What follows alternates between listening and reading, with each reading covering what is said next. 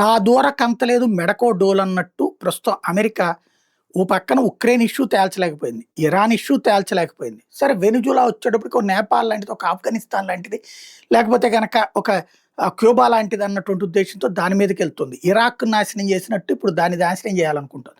దానికి ఒక సాకుని ఎతుక్కుంది. ఆ సాకు ఎందుకంటే ఇరాక్‌లో ఉన్నట్టే ఆయిల్ నిల్వలు, ఇరాక్‌కి 4 రెట్ల ఆయిల్ నిల్వలు ఇప్పుడు అక్కడ ఉన్నాయి వెనిజులాలో. ఆనాడు అమెరికాకి ఆయిల్ ప్రాబ్లమ్ వచ్చి ఏదైతే గల్ఫ్ దేశాల మీద డిపెండ్ అవ్వాల్సిన పరిస్థితి వచ్చినప్పుడు ఇరాక్, ఇరాన్‌ల మధ్యన చిచ్చు పెట్టి ఎట్లయితే లబ్ధి పొందిందో అట్లాగా ఇప్పుడు ప్రయత్నిస్తున్నటువంటి విషయం అయితే స్పష్టంగా కనబడుతుంది. తాజాగా జరుగుతున్నటువంటి పరిణామాల్లో కీలకమైనటువంటి మార్పులు చోటు చేసుకుంటున్నాయి.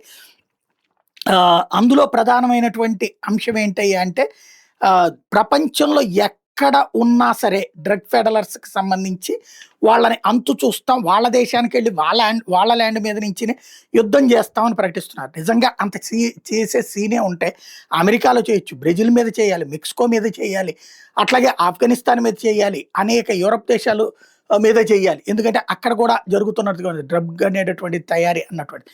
కాబట్టి వాళ్ళ మీద చేయకుండా ఈయన చేయగలుగుతాడు. కేవలం వెనిజులాని గెలుచుకోవడం, లేకపోతే వెనిజులాని ఆక్రమించుకోబోతున్నారు కాబట్టి డ్రగ్స్ అనేటటువంటి కారణాన్ని వంకన చూపెట్టడం కోసం ఈ స్టేట్మెంట్ ఇస్తున్నారు అన్నది చర్చనీయాంశం అమెరికా విషయంలో.